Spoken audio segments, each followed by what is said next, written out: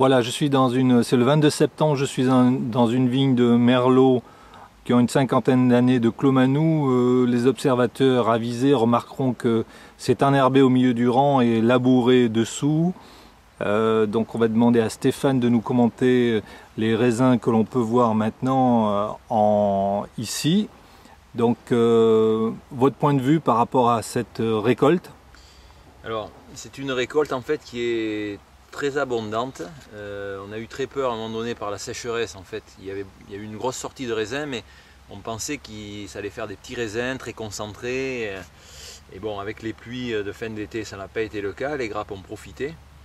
Et donc nous, ça a été effeuillé manuellement. On a fait très attention à pas trop les mettre au contact du soleil. Et donc aujourd'hui, on retrouve une récolte très saine. En fait, c'est ce qui permet d'attendre pour nous, ce qui n'est pas le cas partout, parce que il y a des gros soucis de botrytis sur les merlots, même sur les cabernets, mais en ce qui concerne les merlots, il y a des gros soucis. Les raisins, donc les peaux deviennent très fines et en fait ça lâche. La pourriture s'installe, mais c'est les raisins qui lâchent, en fait il n'y a plus de peau.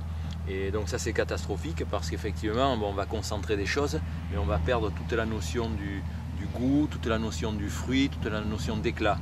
Et en fait là, même à le goûter, on voit bien que c'est des raisins qui sont mûrs, et qui sont goûteux, qui sont éclatants.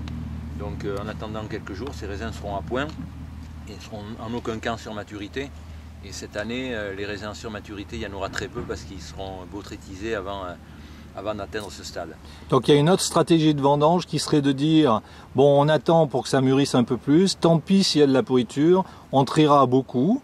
Et là, ma remarque en tant que critique, c'est de dire, oui mais à ce moment-là, globalement, vous aurez de la douceur dans le tanin, mais vous aurez un manque d'éclat dans la saveur. Lequel manque d'éclat dans la saveur peut ne pas se remarquer sur les vins jeunes, mais au vieillissement peut être tout à fait préjudiciable. Oui, tout à fait. Bon, c'est vrai que la stratégie de certaines personnes, c'est d'attendre une certaine surmaturité. Comme je le disais, ça sera très compliqué d'attendre une surmaturité en 2011 parce que naturellement, le millésime ne s'y porte pas parce que les raisins vont lâcher avant d'être en surmaturité. Donc je crois que ce qu'il faut, c'est les ramasser au bon moment, c'est pouvoir les attendre suffisamment de temps quand même pour qu'ils soient mûrs. Et puis après, nous, on va procéder à des saignées assez conséquentes pour amener un équilibre qui n'est pas naturel aujourd'hui, du fait que les baies sont, vous voyez, assez grosses, dû aux pluies de fin d'été.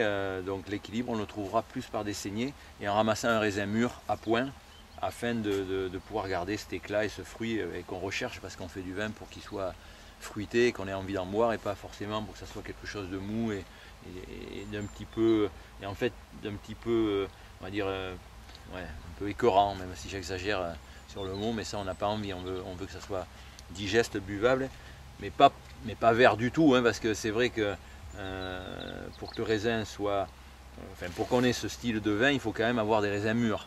Parce que c'est vrai que peut-être à une époque on avait tendance à les ramasser un petit peu trop tôt.